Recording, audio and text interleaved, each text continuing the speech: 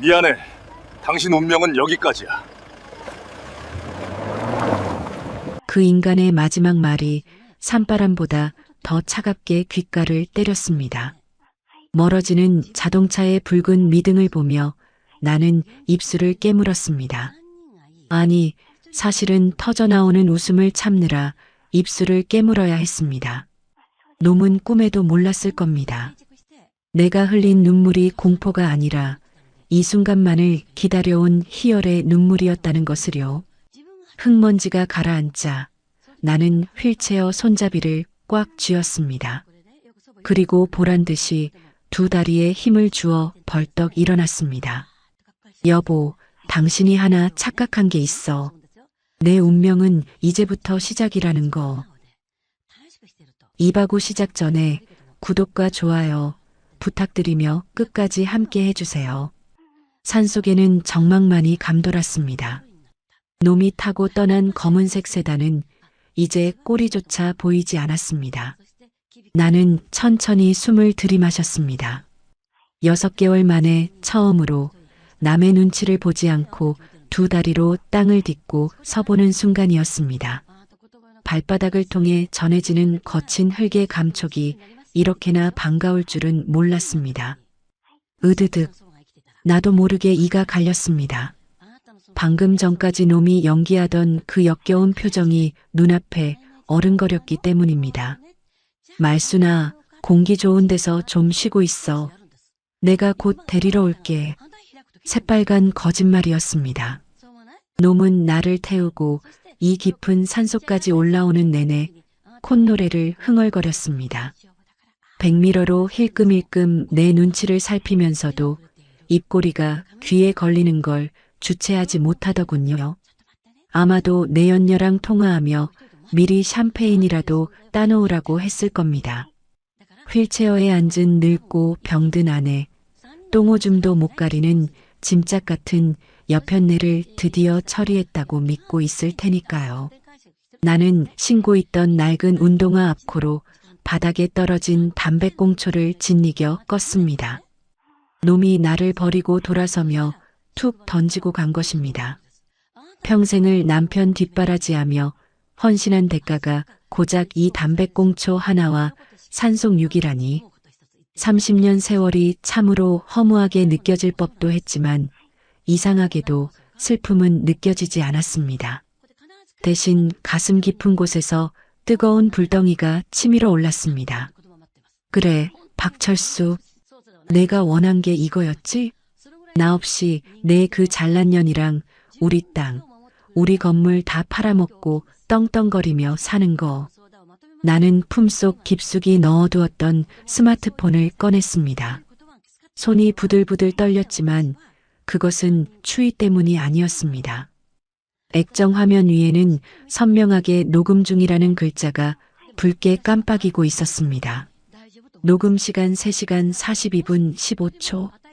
집에서 출발할 때부터 지금까지 놈이 차 안에서 내연녀와 나눴던 통화 내용, 나를 산속에 버리며 내뱉은 저주 같은 말들, 그리고 놈이 떠나며 엑셀을 밟던 소리까지 하나도 빠짐없이 고스란히 담겨 있었습니다.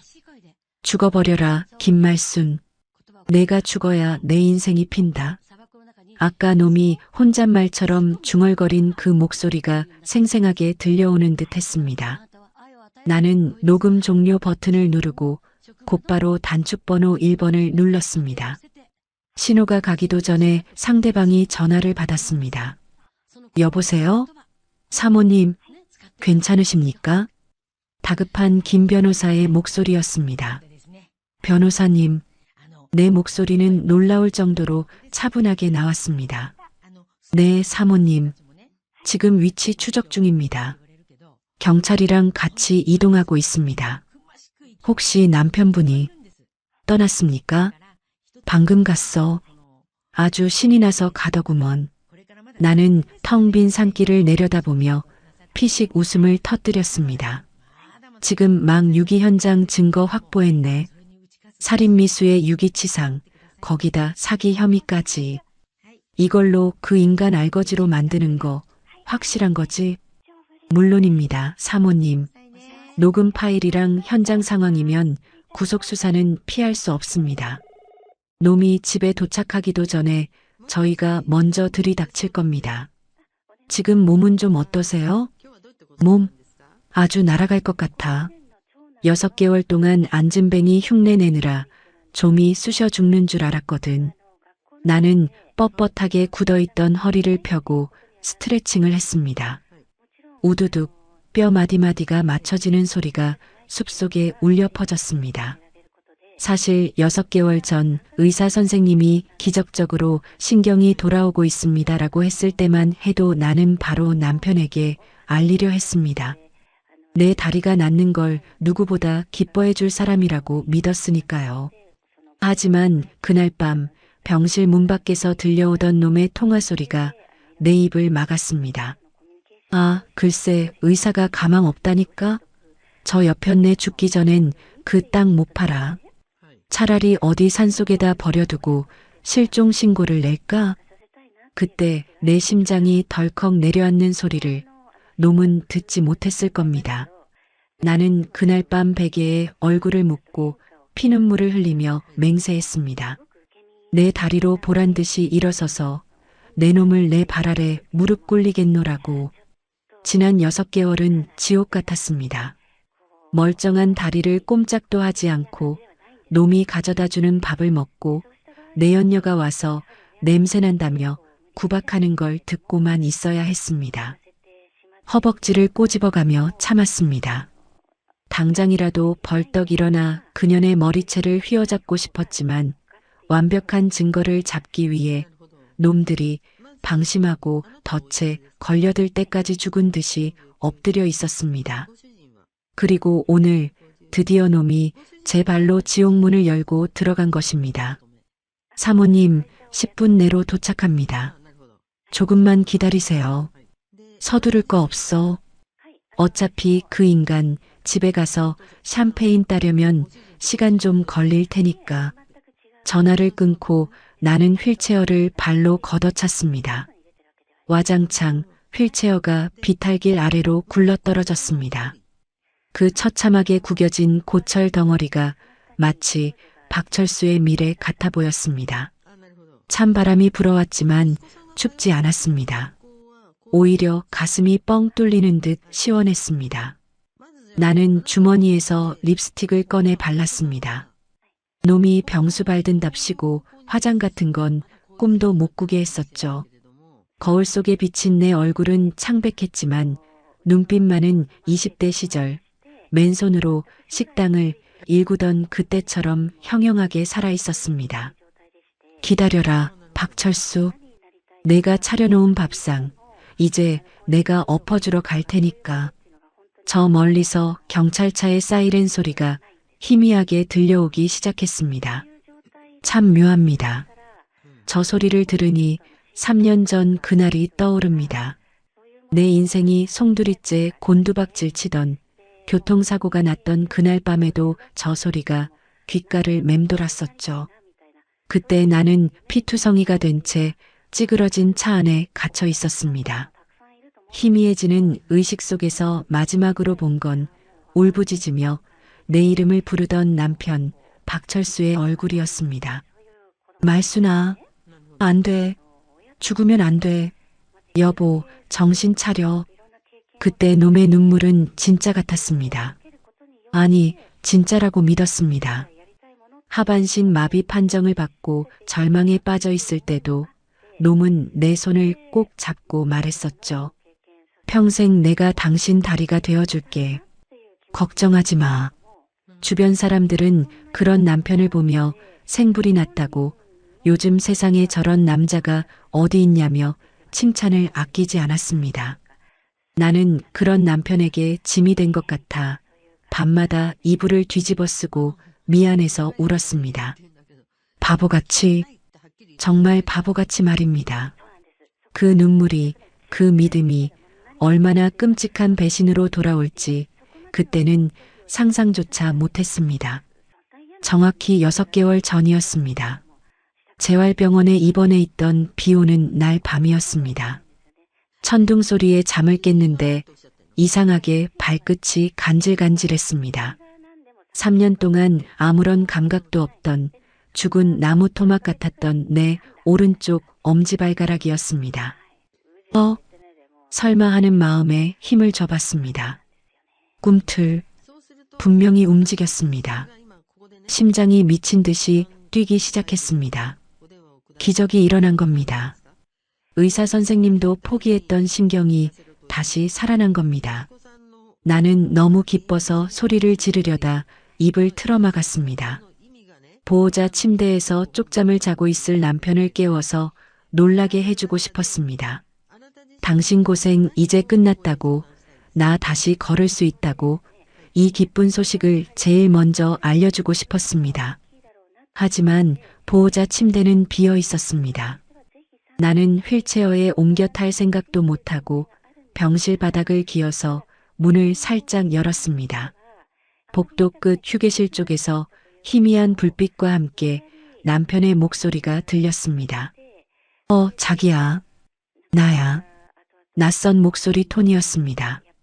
나에게는 한 번도 보여준 적 없는 꿀이 뚝뚝 떨어지는 목소리. 나는 차가운 병원 복도 바닥에 엎드린 채 숨을 죽이고 귀를 기울였습니다. 그 옆였네. 걱정 마. 의사가 그러는데 평생 못 일어난대. 그냥 저대로 병원 신세 지다가 죽는 거지 뭐. 귀를 의심했습니다. 잘못 들은 거라 믿고 싶었습니다. 하지만 이어지는 말은 내 심장을 칼로 난도질하는 것 같았습니다. 땅명의 이전? 인감 도장만 찾으면 바로 넘길 거야. 그 옆편내가 꽁꽁 숨겨놔서 찾기가 쉽지 않네. 냄새 난다고? 나도 역겨워 죽겠어. 똥오줌 받아낼 때마다 구역질이 올라오는데 그 땅값 생각하면서 참는 거야. 쿠르릉. 창밖에서 천둥이 쳤지만 내 머릿속에서 울리는 천둥 소리가 더 컸습니다. 나는 입술을 깨물어 피가 터질 정도로 꽉 다물고 차가운 복도 바닥에 얼굴을 묻었습니다. 온몸이 사시나무 떨리듯 떨렸습니다. 발가락에 돌아온 감각이 원망스러울 정도였습니다. 차라리 몰랐으면, 그냥 남편을 믿고 죽었으면 덜 비참했을까요? 아니요. 그날 밤 나는 병원 복도에서 지옥을 봤습니다. 내가 믿었던 천사가 사실은 내 재산을 노리고 껍데기만 쓰고 있던 악마였다는 것을 똑똑히 보았습니다. 그날 이후 나는 다시 연기를 시작했습니다. 돌아온 감각을 숨기고 철저히 무력한 환자 행세를 했습니다. 놈이 병실에 와서 내 다리를 주무를 때마다 소름이 돋았지만 아무렇지 않은 척 멍한 눈으로 천장만 바라봤습니다. 퇴원 후 집으로 내 연녀를 끌어들여 안방에서 뒹굴 때도 나는 거실 구석 휠체어에 앉아 들리지 않는 척, 보이지 않는 척 침을 흘리며 바보 흉내를 냈습니다. 조금만 참자. 김말순. 지금 일어나면 개죽음이다. 완벽하게 놈이 빠져나갈 구멍이 없을 때까지 참아야 한다. 매일 밤 허벅지에 바늘을 꽂아가며 참았습니다. 살이 찢어지는 고통보다 놈들의 웃음소리를 듣는 고통이 더 컸습니다. 그리고 오늘 드디어 그 인내의 끝이 보인 것입니다. 사모님, 여기 계셨군요. 경찰차에서 내린 김 변호사가 헐레벌떡 뛰어옵니다. 뒤따라 내린 형사들이 내 주위를 감싸고 구급대원들이 들것을 들고 달려옵니다. 괜찮으십니까? 어디 다친 데는 없으세요? 걱정스런 형사의 물음에 나는 천천히 고개를 들었습니다.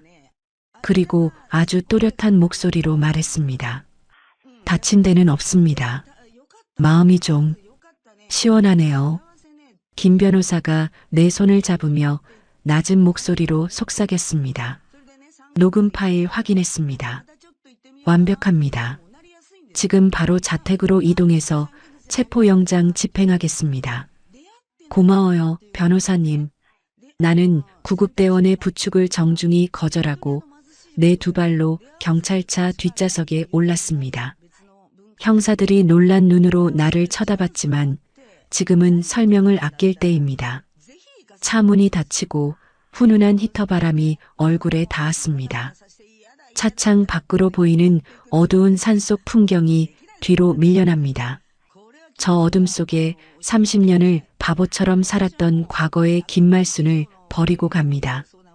이제부터 남편을 만나러 가는 건 헌신적인 아내가 아닙니다. 지옥에서 돌아온 복수의 화신입니다. 갑시다. 우리 남편 깜짝 놀라게 해주러. 경찰차가 요란한 사이렌 소리를 울리며 산을 내려갑니다. 3년 전 나를 살리기 위해 울렸던 그 사이렌이 오늘은 놈을 파멸시키기 위한 장송곡처럼 들립니다. 기다려, 여보. 당신이 내게 줬던 그 지옥, 이자까지 쳐서 돌려줄게. 경찰차가 도심으로 진입하자 화려한 네온사인 불빛이 차창 안으로 쏟아져 들어옵니다. 사람들은 저마다 바쁘게 움직이고 거리는 활기로 넘쳐납니다. 불과 몇 시간 전만 해도 저는 저 평범한 풍경 속에 영원히 섞일 수 없을 거라고 생각했습니다. 산짐승의 먹이가 되어 사라질 운명이었으니까요. 차창에 비친 제 얼굴을 봅니다. 푸석한 피부, 깊게 패인 주름. 하지만 눈빛만큼은 그 어느 때보다 서늘하게 빛나고 있습니다. 집까지 가는 이 짧은 시간이 지난 6개월의 지옥 같은 시간보다 더 길게 느껴집니다. 기억은 예고도 없이 3개월 전에 어느 날 오후로 나를 끌고 갑니다. 그날도 남편은 최미영 그 여자를 집으로 불러들였습니다. 내가 누워있는 안방문을 활짝 열어둔 채로 말이죠. 사실 나는 하반신만 마비였지 상반신은 멀쩡했습니다. 처음엔 소리도 지르고 물건도 던지며 저항했었습니다. 하지만 그때마다 남편은 내 멱살을 잡고 으름장을 놓았습니다. 자꾸 발광하면 요양원도 아니고 저기 시골 정신병원 독방에 쳐넣어 버릴 거야. 거기 들어가면 쥐도 새도 모르게 죽는 줄 알아. 그 말이 빈말이 아님을 알았기에 나는 전략을 바꿨습니다. 단순히 다리만 못 쓰는 게 아니라 사고 후유증으로 머리까지 망가져서 몸을 제대로 못 가누는 척하기로 한 것입니다. 그래야 놈들이 안심하고 내 앞에서 본색을 드러낼 테니까요. 최미영이 코를 막으며 안방으로 들어왔습니다.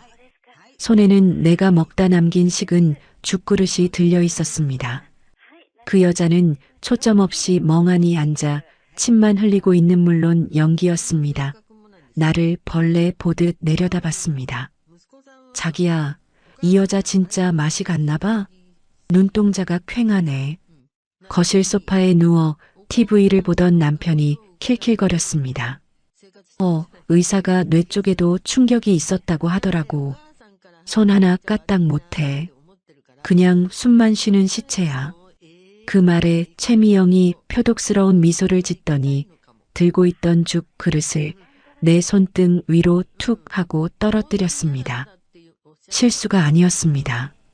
내가 진짜 바보인지 시험해 보려는 명백한 도발이었습니다. 아, 뜨거. 그 여자가 가식적인 비명을 질렀지만 정작 쌀이 타들어가는 건 나였습니다. 데우지도 않은 식은 죽이었지만 쏟아지는 순간의 충격은 펄펄 끓는 쇳물 같았습니다. 죽 국물이 손등을 타고 환자복 소매로 스며들었습니다. 당장이라도 벌떡 일어나 그년의 머리채를 휘어잡고 뺨을 올려붙이고 싶었습니다. 내 두 팔은 멀쩡했으니까요. 하지만 나는 입술 안쪽 살을 피가 나도록 깨물며 팔을 축 늘어뜨린 채 미동도 하지 않았습니다. 눈동자조차 흔들리지 않게 허공만 멍하니 응시했습니다. 여기서 반응하면 끝이다. 여기서 내 팔에 힘이 들어가는 걸 들키면 놈들은 당장 나를 정신병원에 가두고 재산을 가로챌 것이다. 어머, 자기야, 이 여자 봐. 뜨거운 걸 쏟았는데도 꿈쩍도 안 해. 진짜 뇌가 망가졌나 봐. 최미영이 신기하다는 듯 내 볼을 손가락으로 톡톡 쳤습니다. 남편이 다가와 내 손에 묻은 죽을 대충 휴지로 닦아내며 말했습니다. 내가 말했잖아. 그냥 식물인간이나 다름없다고. 이제 안심하고 얘기해. 이 여편네, 우리가 무슨 말을 해도 못 알아들어. 그럼 그 땅명의 이전 서류, 오늘 도장 찍을까? 놈들이 안심하고 내뱉은 그 한마디. 나는 그날 이불 속에서 축 늘어뜨린 손가락을 안으로 말아주며 쾌재를 불렀습니다. 드디어 미끼를 물었구나. 내가 바보가 된 줄 알고 제 입으로 범죄 계획을 술술 부는구나. 그 수모를 견딜 수 있었던 건 오직 단 하나. 밤마다 찾아오는 나만의 시간 때문이었습니다. 모두가 잠든 새벽 2시, 남편의 콧꼬리 소리가 규칙적으로 들려오면 나는 바보 연기를 멈추고 조용히 눈을 떴습니다. 눈빛이 형형하게 살아났습니다. 그리고 지렁이처럼 몸을 비틀어 침대 아래로 내려왔습니다. 일어나야 한다. 김말순, 넌 걸을 수 있어. 식은땀이 비 오듯 쏟아졌습니다. 벽을 짚고 일어서는 데만 30분이 걸렸습니다. 다리가 후들거리고 무릎이 꺾일 때마다 방금 전 나를 시험하듯 죽을 쏟던 최미영의 얼굴을 떠올렸습니다. 한 발, 그리고 또 한 발. 어둠 속에서 나는 갓 태어난 짐승처럼 위태롭게 거실을 걸었습니다. 혹시라도 남편이 깰까봐 숨소리조차 내지 못했습니다. 단순히 걷는 연습뿐만이 아니었습니다. 놈이 서랍 깊숙한 곳에 숨겨둔 서류를 찾아내 사진을 찍고 다시 제자리에 돌려놓는 연습까지. 나는 밤마다 첩보원처럼 움직였습니다. 한 번은 거실을 걷다가 실수로 식탁 의자를 건드린 적이 있습니다. 짧은 소음이었지만 적막한 밤 공기 속에서는 천둥 소리처럼 컸습니다. 안방 문이 열리는 소리가 났습니다. 무슨 소리지? 잠에 취한 남편의 목소리. 나는 순식간에 바닥에 납작 엎드려 침을 흘리며 자는 척 연기했습니다. 심장이 밖으로 튀어나올 것만 같았습니다. 뭐야? 이 여편네가 굴러떨어졌나? 즉 귀찮게. 남편은 나를 발로 툭툭 건드려 보고는 다시 침대로 들어올려 던지듯 눕히고 방으로 들어갔습니다. 내 몸이 짐짝처럼 던져지는 굴욕. 하지만 나는 속으로 웃었습니다. 그래, 계속 그렇게 방심해라. 내 놈이 나를 무시할수록 내 칼날은 더 날카로워지니까. 그렇게 6개월. 나는 낮에는 식물인간으로, 밤에는 복수의 화신으로 살았습니다.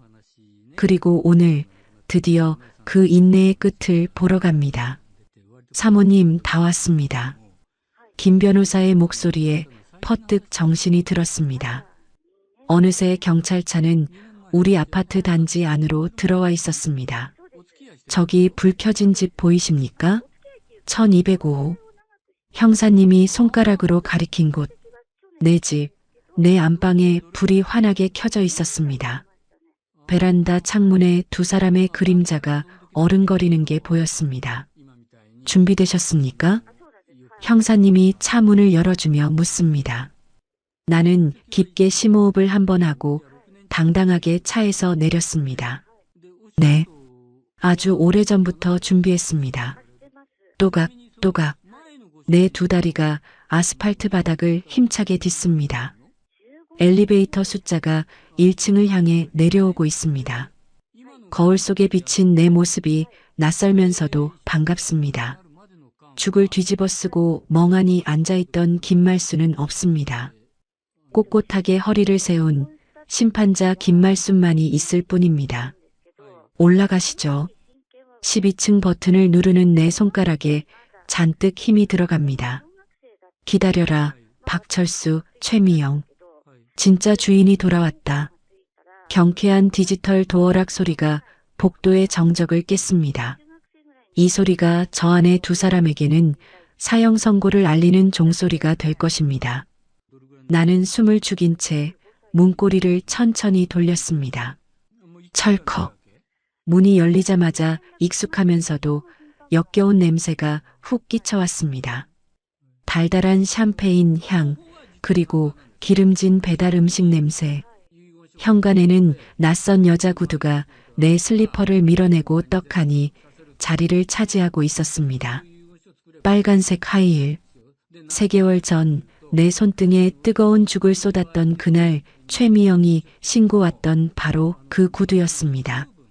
거실 쪽에서 왁자지껄한 웃음소리가 들려왔습니다. 자기야, 건배. 아, 속이 다 시원하다. 그 냄새나는 짐짝 치우니까 집이 이렇게 넓어 보이네. 으하. 그러니까 진작 버렸어야 했는데. 아이고, 내 팔자야. 이제야 좀 편해. 야, 근데 그 여편네 산속에서 얼어 죽으면 어쩌지? 어머, 죽으면 더 좋지. 실종 신고하고 5년 지나면 사망 처리돼서 보험금까지 싹 다 자기 거잖아. 완전 대박. 우리 미영이 똑똑한 거 봐라. 그래, 죽어라. 제발 죽어라, 김말순. 쨍하고 잔 부딪히는 소리가 맑게 울렸습니다. 내 죽음을 안주 삼아 축배를 드는 놈들의 꼴을 보니 오히려 차분해졌습니다. 피가 거꾸로 솟는다는 말이 무슨 뜻인지 알 것 같았지만 나는 입꼬리를 비릿하게 말아 올렸습니다. 뒤에 서 있던 김 변호사와 형사들이 진입하려는 것을 손짓으로 제지했습니다. 아직은 아닙니다. 저들의 파티를 내 손으로 직접 박살내는 게 먼저입니다. 나는 현관에 벗어둔 내 낡은 운동화를 내려다봤습니다.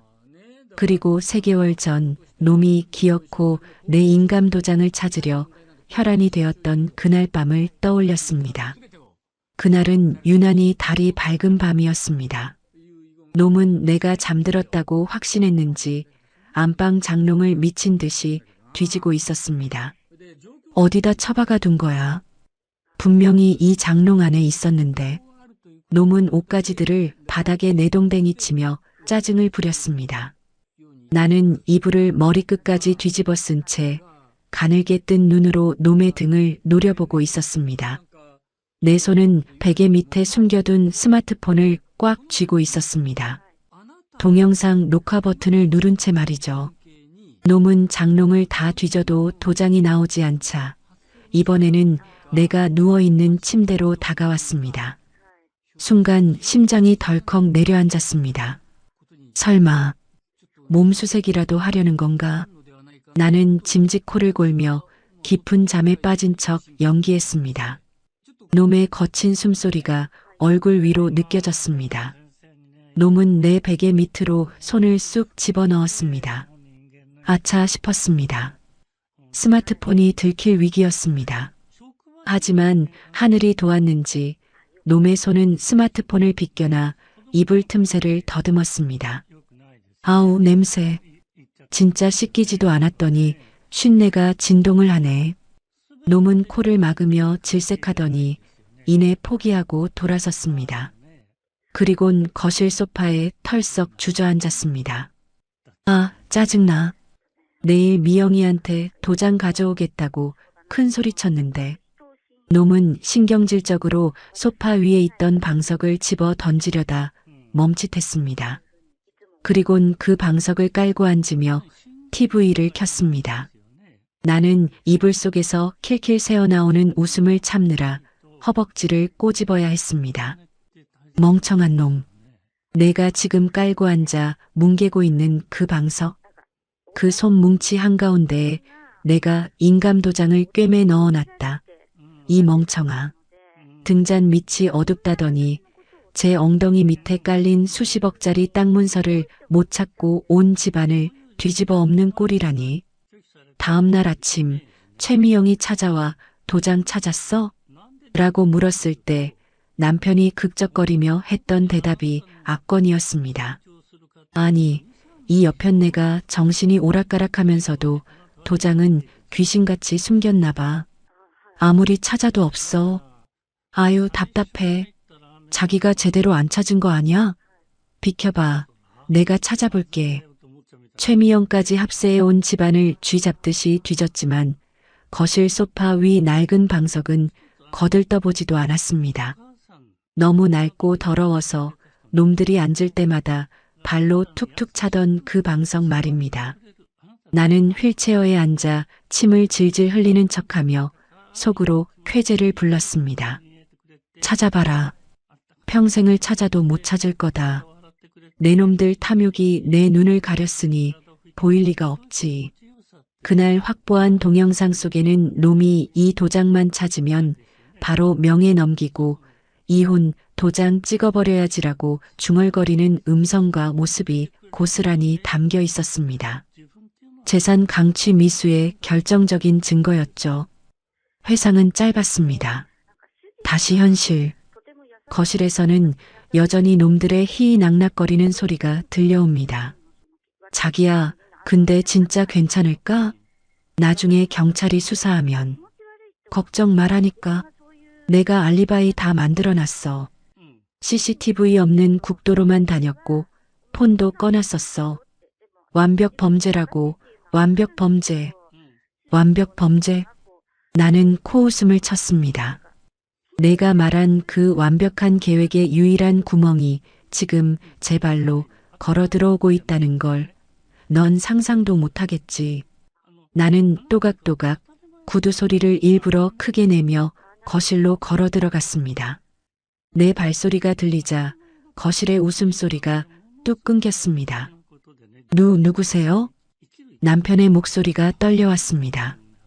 도어락 소리는 못 들었어도 집안에 울리는 낯선 구두 소리는 들은 모양입니다. 나는 대답 대신 거실 입구의 조명 스위치를 탁 켰습니다. 환한 불빛이 거실을 가득 채웠습니다. 소파에는 남편과 최미영이 엉겨붙어 앉아 있었고 테이블 위에는 샴페인과 치킨 뼈다귀가 어지럽게 널려 있었습니다. 두 사람의 시선이 동시에 나에게 꽂혔습니다. 정적? 숨막히는 1초의 정적이 흘렀습니다. 남편의 눈이 튀어나올 듯 커졌습니다. 입을 떡 벌린 채 아무 말도 하지 못하고 뻐끔거렸습니다. 최미영은 들고 있던 샴페인 잔을 바닥에 떨어뜨렸습니다. 쨍그랑 유리잔 깨지는 소리가 비명처럼 울려 퍼졌습니다. 귀신? 남편이 하얗게 질린 얼굴로 뒷걸음질 쳤습니다. 그도 그럴 것이 불과 3시간 전에 산속에 버리고 온 하반신 마비의 치매까지 걸렸다던 아내가 지금 눈앞에서 멀쩡히 두 발로 서서 그것도 형형한 눈빛으로 자신을 노려보고 있으니까요. 나는 천천히, 아주 천천히 그들에게 다가갔습니다. 한 걸음 뗄 때마다 남편은 소파 뒤로 몸을 구겨 넣으며 비명을 질렀습니다. 오지 마. 저리 가. 귀신이야. 살려줘. 나는 피식 웃으며 식탁 의자를 끌어당겨 앉았습니다. 그리고 놈들이 먹다 남은 치킨 다리 하나를 집어들고 요리조리 뜯어보았습니다. 귀신? 귀신이라. 내 목소리가 들리자 최미영이 비명을 질렀습니다. 야, 말도 하잖아. 오빠, 이거 어떻게 된 거야? 시체라며. 말도 못한다며. 나는 치킨 다리를 테이블 위에 툭 던지고 그들을 향해 고개를 돌렸습니다. 왜 내가 죽어서 돌아오길 바랐어? 아쉽게 됐네. 지옥 입구까지 갔다가 너희들 데려가려고 다시 돌아왔거든. 말순아. 너 다리가 남편이 손가락질하며 더듬거렸습니다. 내 다리가 뭐? 이거. 나는 보란듯이 다리를 꼬고 앉아 발끝을 까딱거렸습니다. 놀랍지? 6개월 전부터 멀쩡했는데 내 놈이 내 연녀랑 뒹구느라 바빠서 몰랐나 보네. 뭐라고? 6개월? 그래. 내가 내 약에 수면제 탄 거, 내가 변기통에 버리는 거 못 봤지? 내가 인감도장 찾는다고 온 집안 뒤집을 때 내가 속으로 얼마나 비웃었는지 알아? 나는 자리에서 일어나 소파 위에 놓인 낡은 방석을 집어들었습니다. 그리고 놈들의 눈앞에서 방석 지퍼를 찌익 열었습니다. 방석 손뭉치 사이에서 빨간 인주가 묻은 인감 도장이 툭 하고 떨어졌습니다.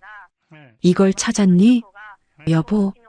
남편의 얼굴이 흙빛이 되었습니다. 최미영은 부들부들 떨며 남편 뒤로 숨었습니다.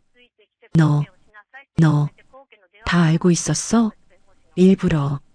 일부러 속인 거야? 속인 게 누군데 적반하장이야. 나는 버럭 소리를 질렀습니다. 그 서슬에 남편이 털썩 주저앉았습니다. 내 놈이 내 재산 뺏으려고 생쇼를 할 때 나는 증거 모으느라 피눈물을 흘렸어. 내 놈이 나를 짐짝 취급하며 산속에 버릴 때 나는 내 놈 감옥 보낼 생각에 꾹 참았다고. 나는 핸드폰을 꺼내 재생 버튼을 눌렀습니다. 죽어버려라, 김말순. 내가 죽어야 내 인생이 핀다. 아까 차 안에서 놈이 했던 말이 거실 스피커를 통해 쩌렁쩌렁 울려 퍼졌습니다. 남편은 사시나무 떨듯 떨며 내 발목을 잡으려 기어왔습니다. 여보, 내가 잘못했어. 잠깐 미쳤었나 봐. 용서해줘. 응? 우리 부부잖아. 내가 다 설명할게. 부부? 설명? 나는 놈의 손을 발로 걷어찼습니다. 그리고 허리를 숙여 놈의 눈을 똑바로 쳐다봤습니다. 설명은 내가 아니라 저분들에게 해.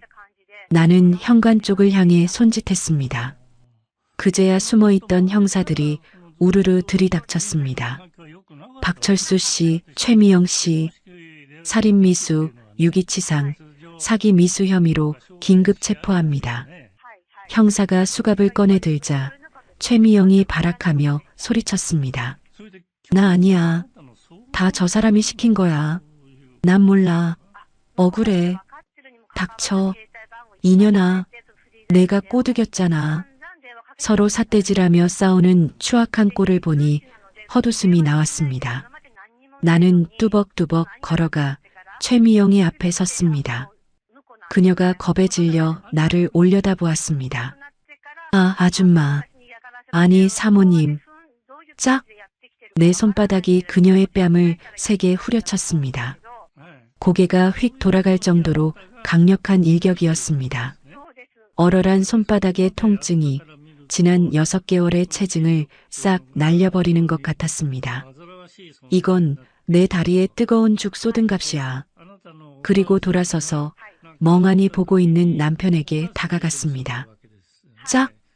이번엔 반대쪽 손으로 남편의 뺨을 날렸습니다. 그리고 이건 내 30년 인생을 쓰레기통에 처박은 값이고 나는 빨갛게 부어오른 두 사람의 얼굴을 번갈아 보며 차갑게 말했습니다. 이제 시작이야. 감옥에서 평생 썩게 해줄게. 내 돈, 내 땅, 내 건물, 꿈도 꾸지 마. 너희들에게 줄 건 딱 하나. 콩밥뿐이니까. 경찰차 뒷좌석에 수갑찬 남편의 뒷모습이 점점 멀어집니다. 경찰서로 압송되는 호송차 안에서 노은 아직도 고개를 돌려 나를 노려보고 있었습니다. 하지만 그 눈빛에는 분노보다 공포가 가득했습니다. 나는 창밖으로 시선을 돌렸습니다. 새벽 3시가 넘어가는 도심의 불빛들이 차창을 스쳐 지나갑니다. 김 변호사가 조심스럽게 물었습니다. 사모님, 피곤하시죠? 잠깐 쉬시다가 아침에 경찰서 가셔도 됩니다. 괜찮아요. 지금 가겠어요. 6개월을 기다렸는데 몇 시간 못 기다리겠어요? 사실 지금 이 순간이 그 어느 때보다 생생하게 느껴집니다. 피곤하기는커녕 온몸의 세포가 깨어나 춤을 추는 것만 같습니다. 문득 정확히 2주 전이 떠오릅니다.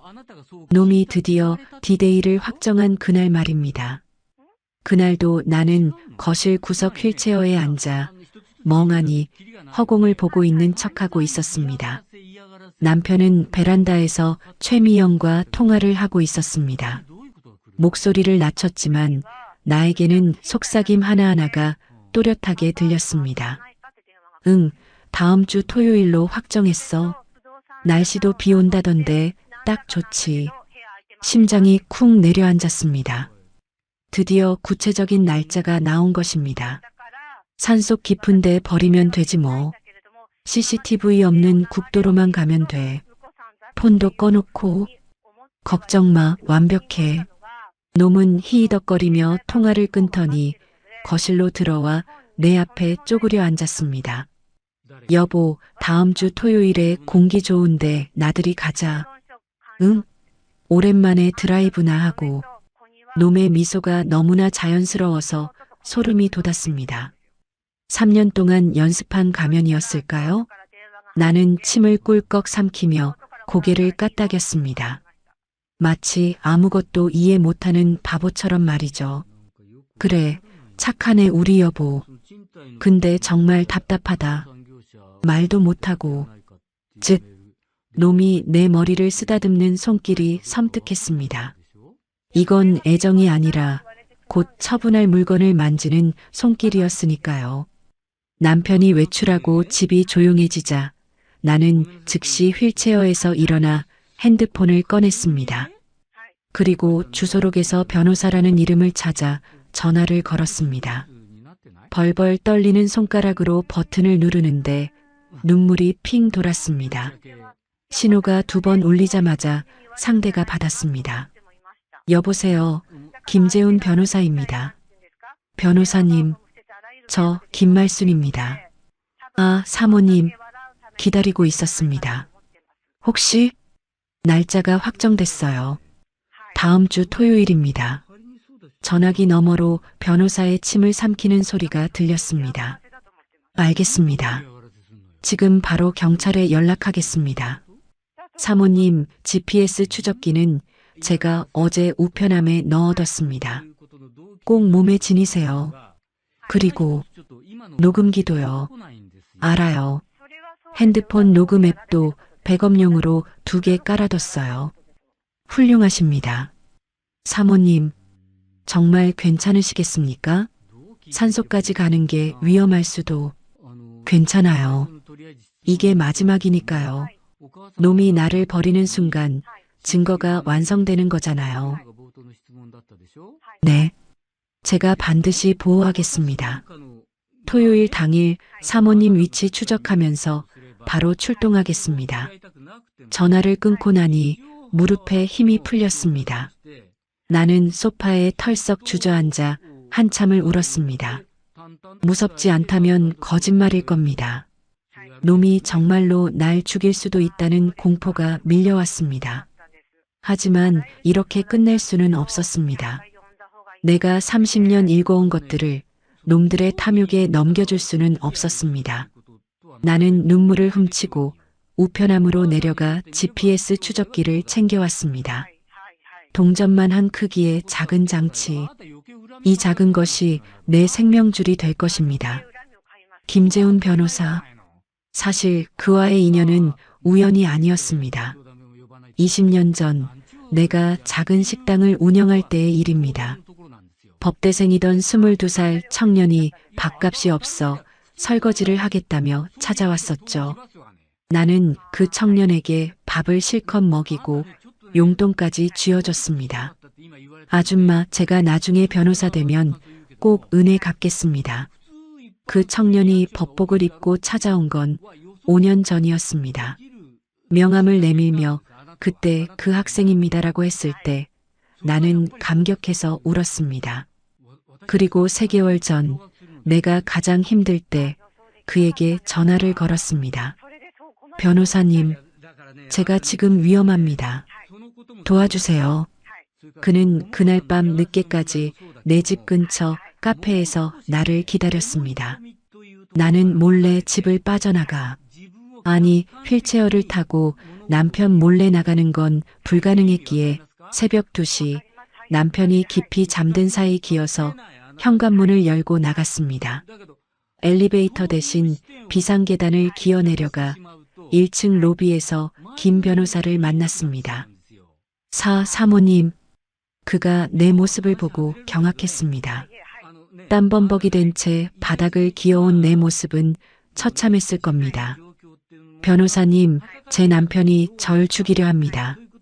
나는 지금껏 모아온 증거들을 모두 보여줬습니다. 통화 녹음, 동영상, 문자 메시지, 재산명의 이전 시도 흔적. 그는 하나하나 확인하며 고개를 끄덕였습니다. 충분합니다. 하지만 결정적인 증거는 유기 현장이죠. 알아요. 그래서 제가 직접 당해야 합니다. 너무 위험합니다. 괜찮아요. 제 인생을 걸겠어요. 그날 밤 우리는 치밀한 계획을 세웠습니다.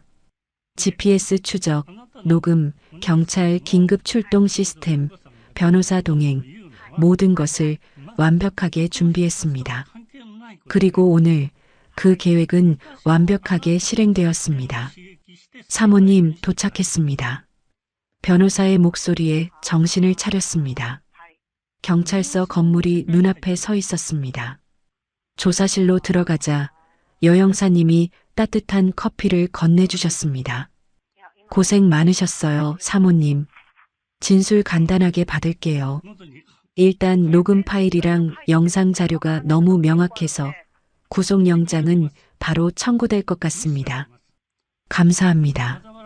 조서를 작성하는 동안 옆방에서 남편과 최미영이 서로를 탓하며 싸우는 소리가 새어나왔습니다. 다 내 탓이야. 내가 꼬드겼잖아. 내 탓? 웃기지 마. 당신이 돈 때문에 미친 거잖아. 형사님이 미안하다는 듯 문을 닫아주었습니다. 나는 피식 웃으며 고개를 저었습니다. 괜찮아요. 들어도 더 이상 아프지 않아요. 새벽 5시가 넘어서야 모든 조서가 끝났습니다. 형사님이 서류를 정리하며 말했습니다. 일주일 뒤에 구속 적부심이 있고 곧바로 1차 공판이 시작됩니다. 증거가 확실해서 판결도 빠를 겁니다. 법정에서 다시 봐야 하는 거네요. 네. 피해자 진술도 있으실 거고요. 법정. 30년을 함께한 남편을 법정에서 다시 만나게 되는 순간을 상상하니 가슴 한편이 먹먹했습니다. 하지만 동시에 이건 끝이 아니라 새로운 시작이라는 생각이 들었습니다. 경찰서를 나서자 동이 트고 있었습니다. 하늘이 붉게 물들어가는 새벽녘. 김 변호사가 내 곁으로 다가왔습니다. 사모님, 제가 집까지 모셔다 드릴게요. 아니에요. 혼자 걸어가고 싶어요. 그러시겠어요? 네. 오랜만에 제 두 발로 제 집까지 걸어가 보고 싶어요. 김 변호사가 깊게 고개를 숙였습니다. 사모님, 20년 전 밥 한 끼 은혜, 이렇게라도 갚게 되어 영광입니다. 무슨 말씀을. 변호사님 덕분에 제가 살았어요. 우리는 악수를 나눴습니다. 그의 손이 따뜻했습니다. 집으로 가는 길, 아침 공기가 차갑게 뺨을 스쳤습니다. 거리에는 출근길 사람들이 하나둘 모습을 드러내고 있었습니다. 한 걸음 또 한 걸음, 내 두 다리로 걷는 이 평범한 일상이 얼마나 소중한지 새삼 깨달았습니다. 집에 도착해 도어락을 열고 들어섰을 때 텅 빈 거실이 낯설게 느껴졌습니다. 아직도 어젯밤의 소란이 남아있는 듯 했습니다. 깨진 유리잔, 엎질러진 샴페인. 나는 조용히 청소를 시작했습니다. 쓰레기를 치우고 바닥을 닦고 창문을 활짝 열었습니다. 상한 공기가 빠져나가고 신선한 아침 공기가 들어왔습니다. 소파에 앉아 창밖을 바라봤습니다. 해가 떠오르고 있었습니다. 저 해처럼 내 인생도 이제 다시 떠오를 것입니다. 핸드폰이 울렸습니다. 김 변호사였습니다. 사모님, 1차 공판 날짜 확정됐습니다. 2주 뒤 금요일 오전 10시입니다. 알겠습니다. 그때 뵙겠습니다. 푹 쉬세요. 전화를 끊고 나는 달력에 동그라미를 그렸습니다. 법정. 그곳에서 정말로 모든 것이 끝나는 것입니다. 30년의 결혼 생활, 6개월의 인내, 그리고 단 하루의 복수. 이제 남은 건 판결뿐입니다. 달력 속 빨간 동그라미가 눈에 박혀 있었습니다. 2주 뒤 금요일 오전 10시. 법정. 펜으로 동그라미를 그을 때는 이걸로 끝이라고 믿었습니다. 남편이 수갑차고 끌려가는 모습까지 봤으니 이제는 숨 좀 쉬어도 된다고 생각했지요. 그런데 이상하게도 그날 밤부터 잠이 얕아졌습니다. 창밖에서 차가 지나가는 소리만 나도 심장이 덜컥 내려앉고 도어락 띠리릭 소리가 환청처럼 들렸습니다. 내가 무서워서가 아니라 아직 남은 게 있다는 느낌 때문이었습니다. 다음 날 아침 거실 바닥에 남아있던 샴페인 자국을 닦고 있는데 전화벨이 울렸습니다. 모르는 번호였습니다. 여보세요. 상대 목소리는 딱딱했습니다. 은행 직원 특유의 그 말투. 본인 확인을 부탁드리겠습니다. 김말순 고객님 맞으실까요? 주민번호 앞자리 확인 가능하실까요? 기분이 쎄했습니다. 나는 천천히 대답했습니다. 직원은 잠깐 침을 삼키더니 아주 조심스럽게 말을 꺼냈습니다. 김말순 고객님 명의로 담보 설정된 건 관련해서 확인차 연락드렸습니다. 오늘 만기 연장건이 있어서요. 그 순간 손에서 걸레가 바닥으로 툭 떨어졌습니다. 담보, 만기 연장? 제가 그런 적이 없는데요. 직원은 더 낮은 목소리로 말했습니다. 배우자분께서 몇 차례 대리 서류로 진행하셨고요. 배우자 동의서가 첨부돼 있습니다. 숨이 턱 막혔습니다. 배우자 동의서, 서류. 나는 숨을 한번 크게 들이마셨습니다. 그래, 박철수. 내가 그랬겠지. 너는 사람을 산에 버리는 인간인데 종이 쪼가리로 내 인생을 파는 게 뭐가 어렵겠니? 전화를 끊자마자 김 변호사에게 전화를 걸었습니다. 목소리가 떨렸습니다. 변호사님, 은행에서 전화가 왔어요. 담보가 잡혀 있다네요. 제 명의로요. 김 변호사는 잠깐도 머뭇거리지 않았습니다. 사모님, 지금 바로 오세요. 은행 이름, 지점, 담당자 성함 적어두셨죠? 네, 지금 갈게요. 변호사 사무실로 가는 길, 바람이 이상하게 차갑게 느껴졌습니다. 어제까지만 해도 해가 떠오르는 게 고마웠는데 그날은 햇빛조차 날카롭게 느껴졌습니다. 사무실에 들어서자 김 변호사가 서류철을 꺼내 펼쳤습니다. 내가 평생 친정에도 말 안 했던 재산 목록이 종이에 줄줄이 적혀 있었습니다. 땅, 건물, 임대 수익. 내가 젊었을 때 새벽 시장 다니며 모은 돈, 손가락 마디가 굵어지도록 일하며 산 돈. 그게 지금 남편의 손에서 담보라는 이름으로 묶여 있다니. 김 변호사가 말했습니다. 사모님, 이건 형사사건과 별개로 민사적으로도 움직여야 합니다. 가압류 들어가고 은행 측 지급정지 요청하고 명예 이전 시도까지 싹 막아야 합니다. 나는 멍하니 서류를 바라보다가 문득 20년 전이 떠올랐습니다. 남편이 처음으로 내 손을 잡고 말하던 날. 여보, 당신만 믿고 살게. 내가 벌어올게. 그때의 나는 왜 그 말을 믿었을까요?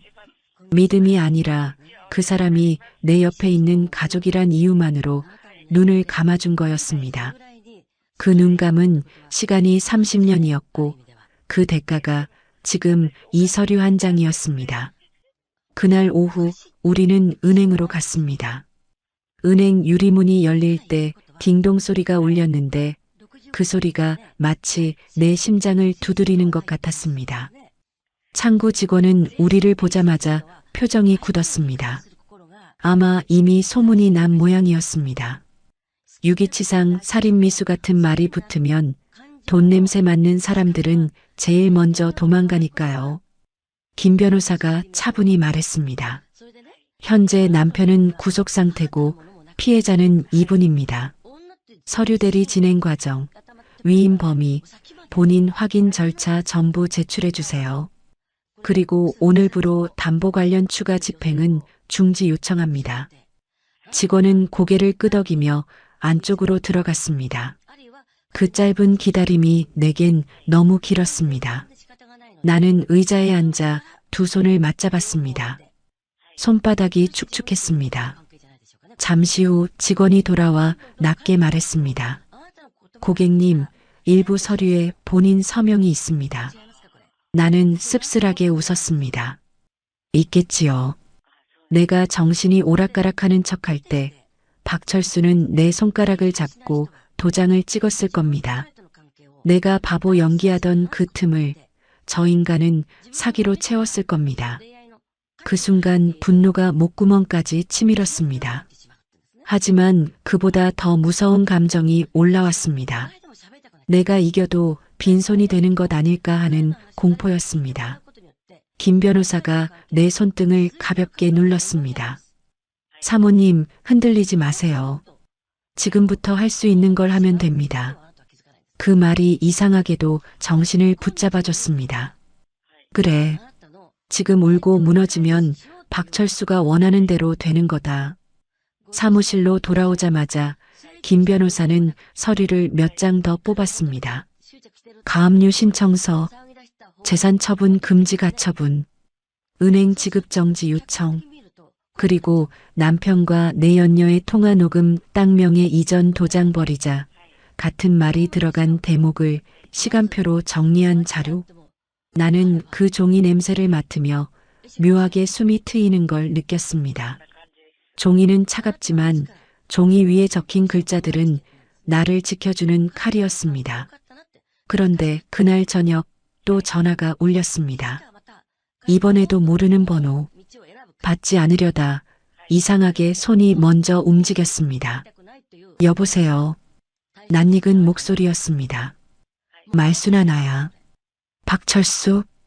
어떻게 전화를 했는지, 누구 폰인지 그런 건 중요하지 않았습니다.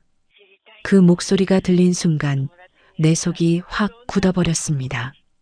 박철수가 말을 이었습니다. 내가 미쳤었다. 미안하다.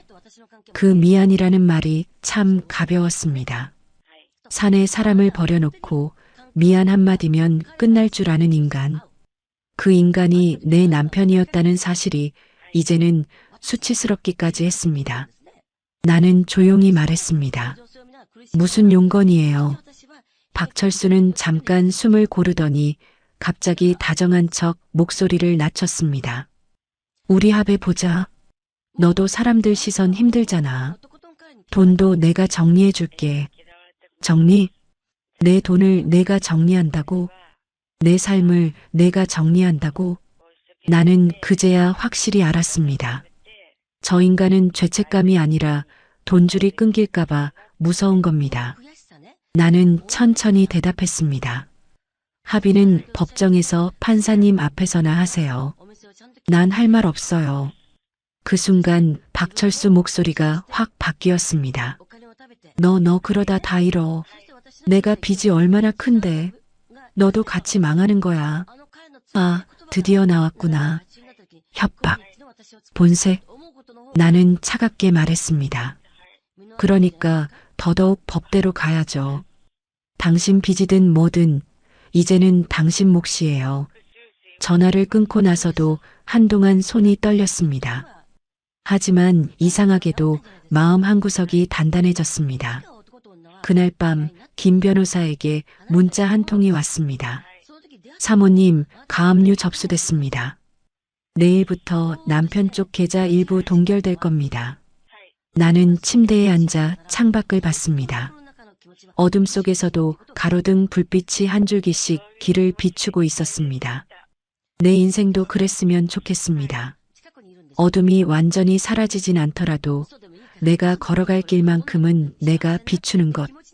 달력의 빨간 동그라미를 다시 봤습니다. 2주 뒤 금요일 오전 10시. 이제 법정은 끝이 아닙니다. 내가 내 이름을 되찾는 시작입니다. 그리고 그 시작을 이번에는 누구 손도 빌리지 않고 내 두 발로 걸어 들어갈 겁니다. 법정에 서면 끝날 줄 알았습니다. 그런데 그 문 앞에 서니까 끝이 아니라 시작 같았습니다. 아침 공기가 유난히 딱딱했습니다. 차가운 냄새가 코끝을 찔렀고 내 손에는 두꺼운 서류 봉투가 들려 있었습니다. 내 인생이 종이 몇 장으로 정리된다는 게 우습기도 하고 무섭기도 했습니다. 김 변호사가 내 옆에서 낮게 물었습니다.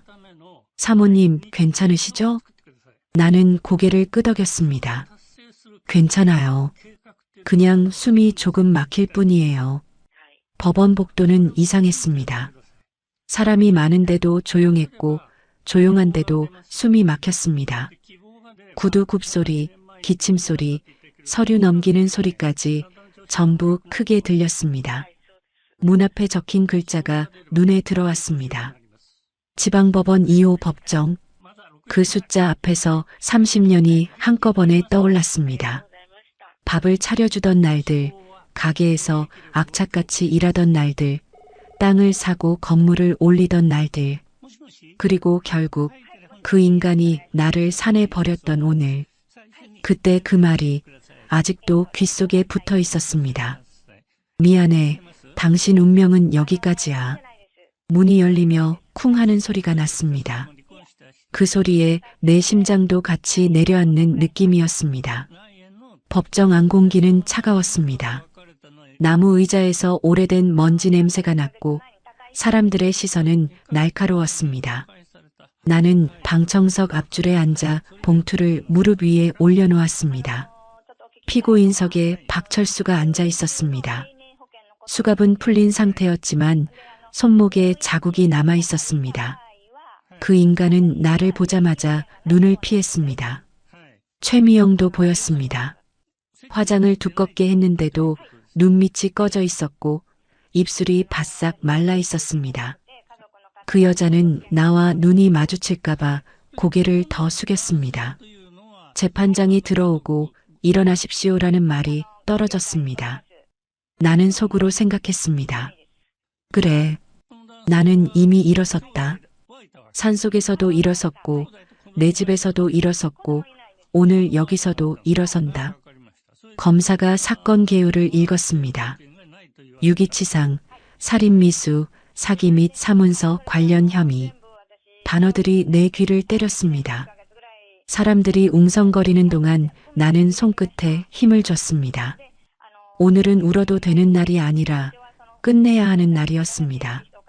그때 박철수 측 변호인이 자리에서 일어나 부드러운 목소리로 말했습니다. 피해자분과 원만한 합의 가능성이 있습니다. 피고인 박철수는 깊이 반성하고 있으며 반성이라는 단어가 내 속을 뒤집었습니다. 나는 박철수를 봤습니다. 그 인간은 고개를 숙인 채 내 쪽을 힐끔 보더니 입술만 움직였습니다. 말수나 한 번만. 소리는 들리지 않았는데도 더 또렷하게 느껴졌습니다. 저 인간은 늘 그랬습니다. 사람 마음을 약하게 만드는 표정을 골라 쓰는 데만 천재였으니까요. 재판장이 내게 물었습니다. 피해자 김말순 씨 합의 의사가 있습니까? 나는 천천히 일어섰습니다. 무릎이 떨렸지만 발바닥에 힘을 줘 눌러버렸습니다. 없습니다. 내 목소리는 생각보다 단단했습니다. 저 사람은 저를 산에 버렸습니다. 죽어도 된다는 말을 남겼습니다. 그게 합의로 끝날 일이라면 세상에 죄가 어디 있겠습니까? 법정이 조용해졌습니다. 재판장이 고개를 끄덕였습니다. 검사가 제출한 녹음 파일을 재생하겠습니다. 스피커에서 그 목소리가 흘러나왔습니다. 죽어버려라, 김말순. 내가 죽어야 내 인생이 핀다. 내가 한 번도 잊지 못할 그 말. 산바람보다 차갑던 그 말이 사람들 앞에서 그대로 울려 퍼졌습니다. 박철수 얼굴이 순식간에 하얘졌습니다. 최미영은 손에 쥔 휴지 조각을 구겨버릴 듯 움켜쥐었습니다. 검사가 이어서 말했습니다. 피고인들은 피해자 명의의 인감도장을 이용해 제3명의 이전을 시도했고 동시에 피해자를 제거할 계획을 세웠습니다. 나는 무릎 위 봉투를 열었습니다. 봉투 안에는 내가 며칠 전부터 가슴을 짓누르던 서류 사본이 들어 있었습니다. 내 이름으로 묶여있던 담보 흔적, 대리 진행 정황, 그 아래 달라붙은 서명과 도장. 나는 재판장을 향해 말했습니다. 저 사람은 저를 버리기만 한 게 아닙니다. 제가 정신이 나간 척하는 동안 제 이름으로 담보를 잡았습니다. 제가 사라지면 빚은 제 이름에 남고 재산은 저 인간이 만지려 했습니다. 그래서 저를 산에 버린 겁니다. 말을 끝내자 숨이 짧게 끊어졌습니다. 내 결혼 생활을 내 입으로 찢어내는 기분이었습니다. 하지만 찢어내지 않으면 내가 찢어졌을 겁니다. 그때였습니다. 최미영이 갑자기 자리에서 벌떡 일어나더니 목이 쉬게 소리쳤습니다. 그건 오빠가 다 시킨 거예요. 저는 그냥 시키는 대로 한 거예요. 도장만 찍으면 끝난다고 했단 말이에요. 법정이 얼어붙었습니다. 도장만 찍으면 끝난다. 그 말이 얼마나 더러운 속내를 드러내는지 그 여자는 모르고 내뱉은 겁니다. 내 의사와 상관없이 내 이름을 끝내는 도구로 썼다는 걸 스스로 인정한 셈이었습니다. 박철수가 고개를 번쩍 들고 최미영을 노려봤습니다. 눈빛이 살벌했습니다. 야, 입 다물어. 재판장이 책상을 탕하고 쳤습니다. 피고인, 법정 모욕입니다. 조용히 하세요. 그 소리에 박철수는 입을 다물었지만 눈은 여전히 나를 노려봤습니다.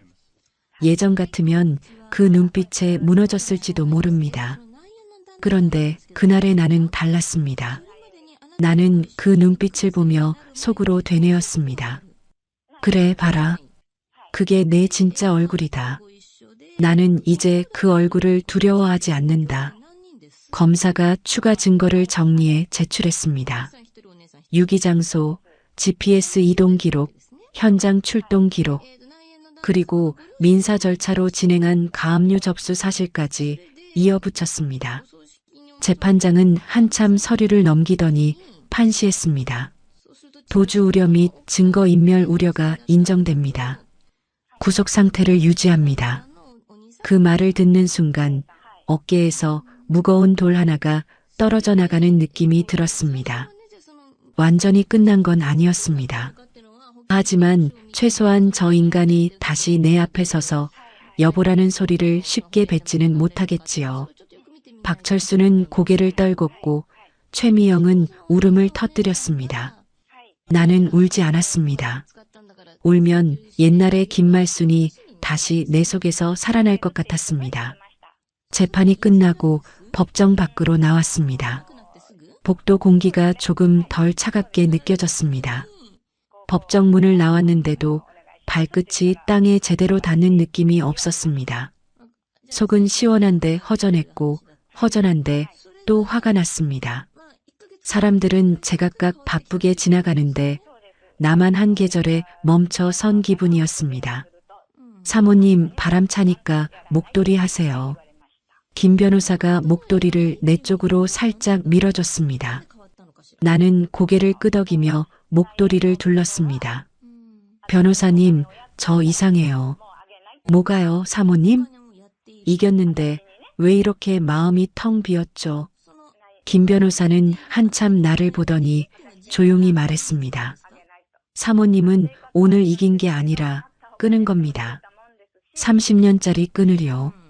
끈을 끊으면 손이 허전한 게 정상입니다. 그 말이 가슴에 박혔습니다. 끈, 내가 스스로 묶고 스스로 조여왔던 그 끝말입니다.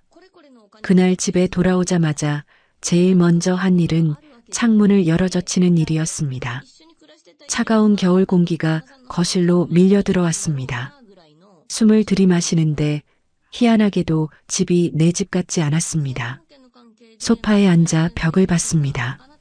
결혼 사진이 걸려있던 자리, 박철수가 여보라고 부르며 내 손을 잡고 웃던 사진이 있던 자리. 지금은 하얗게 벽만 남아 있었습니다. 나는 그 벽을 보며 오래 앉아 있었습니다. 울지 않으려고 이를 악물면 눈물이 더 올라온다는 걸 그날 처음 알았습니다. 다음 날부터는 시간이 빠르게 흘렀습니다. 서류를 정리하고 은행에 가고 도장을 바꾸고 비밀번호를 바꾸고 집안에 박철수 흔적을 하나씩 지웠습니다. 내가 그 인간을 지우는 게 아니라 내 삶에서 겁이라는 걸 지우는 작업 같았습니다. 며칠 뒤 김 변호사에게 전화가 왔습니다. 사모님, 좋은 소식입니다. 담보로 엮인 부분은 위임 범위를 벗어난 정황이 명확해서 추가 집행은 거의 막혔습니다. 정말이에요? 네. 가압류도 유지됐고요. 당분간 사모님 재산은 사모님 손에 있습니다. 그 말을 듣는데 웃음이 나올 줄 알았는데 눈물이 먼저 떨어졌습니다. 돈이 돌아와서가 아니었습니다. 내 이름이 돌아왔다는 게 그게 그렇게 서러웠습니다. 그날 저녁 모르는 번호로 전화가 한 번 더 왔습니다. 받지 않으려다 손이 먼저 움직였습니다. 여보세요. 말순아. 박철수였습니다. 그 목소리는 더 이상 날카롭지 않았습니다. 살아남으려는 사람 특유의 기운 빠진 목소리였습니다. 너 진짜 끝까지 가는구나. 끝까지 가는 게 아니라 이제부터 제자리로 가는 거예요. 나도 사람인데. 사람이면 산에 사람을 버려요? 그때는 미쳤어. 미친 건 당신이 아니라 당신 욕심이에요. 잠깐의 침묵이 흘렀습니다. 그리고 그 인간이 아주 작은 목소리로 말했습니다. 나 면회 한 번만 와주면 안 되냐? 싫어요. 한 번만 나 지금. 박철수 씨. 나는 처음으로 그 인간을 남편이 아니라 이름으로 불렀습니다. 그 말이 내 입에서 나오는 순간 마음이 이상하게 가벼워졌습니다. 당신이 나한테 했던 말 기억해요? 당신 운명은 여기까지야. 그 말 돌려줄게요. 당신이 내 인생에 닿는 운명은 거기까지예요. 전화를 끊고 나서 손이 떨렸습니다. 하지만 예전처럼 무너지지 않았습니다. 떨리면 떨리는 대로 숨을 고르고 물을 마셨습니다. 그게 내가 살아있다는 증거 같았습니다. 며칠 뒤 우편함에 편지 한 통이 들어 있었습니다. 발신인은 교도소 박철수였습니다. 봉투를 뜯어보지 않아도 무슨 말이 적혀 있을지 알 것 같았습니다. 미안하다, 한 번만 살려달라. 그 인간이 내게 줄 수 있는 단어는 늘 한정돼 있었으니까요. 나는 봉투를 들고 한참을 서 있다가 부엌 싱크대 위에 올려두었습니다. 그리고 가스레인지 불을 켰습니다. 냄비에 물을 올리고 물이 끓기를 기다렸습니다. 그 짧은 시간 동안 문득 이런 생각이 들었습니다. 내가 정말로 복수를 끝낸 걸까? 아니면 내 안에 남은 미련까지 같이 태워야 끝나는 걸까? 물이 끓자 김이 올라왔습니다. 나는 그 김을 보며 조용히 중얼거렸습니다. 30년은 너무 길었구나. 그리고 그 편지를 찢었습니다. 한 번에 찢기지 않아 두 번, 세 번 찢었습니다. 종이가 찢어지는 소리가 어쩐지 내 속에서 끊어지는 소리 같았습니다. 그날 밤 나는 오래된 앨범을 꺼냈습니다. 젊은 날의 내 사진이 나왔습니다. 가게 앞에서 앞치마를 두르고 웃는 내 얼굴. 그 얼굴은 눈빛이 살아있었습니다. 나는 그 사진을 한 장 꺼내 액자에 넣었습니다. 박철수와 함께 찍은 사진이 아니라 나 혼자 웃고 있는 사진으로요. 다음 주 나는 작은 식당을 하나 계약했습니다. 대단한 건 아닙니다. 큰 욕심도 없습니다. 그저 내가 다시 내 손으로 뭘 해보고 싶었습니다. 간판을 새로 달면서 나는 혼잣말을 했습니다. 김말순 밥집. 내 이름이 간판에 걸리니까 괜히 목이 메었습니다. 30년 동안 나는 누구 아내였지 김말순으로 불린 적이 많지 않았습니다. 그날은 달랐습니다. 사람들이 내 간판을 보고 내 이름을 읽었습니다. 첫 손님이 들어오던 날 나는 따뜻한 국을 한 그릇 내놓고 이렇게 말했습니다.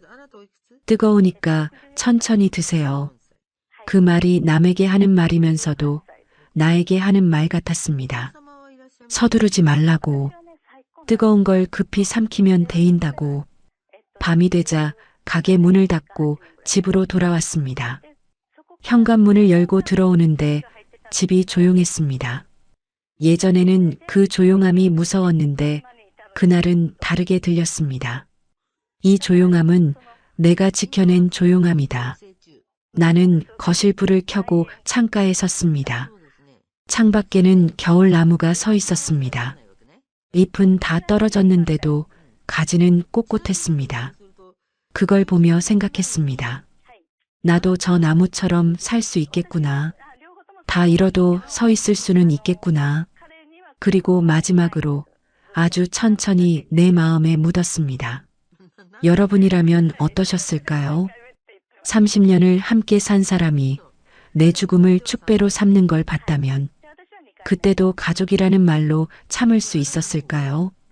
나는 대답 대신 내 두 다리를 한 번 더 꼭 눌러 딛었습니다. 이제 내 인생은 누구 차 뒤에 실려가는 인생이 아닙니다. 내가 걸어가는 방향이 내 운명입니다. 오늘의 이야기는 여기까지입니다. 끝까지 함께 해주셔서 감사드리며 구독과 좋아요 눌러주시면 맛깔나는 인생 사연들을 누구보다 먼저 무료로 만나보실 수 있습니다.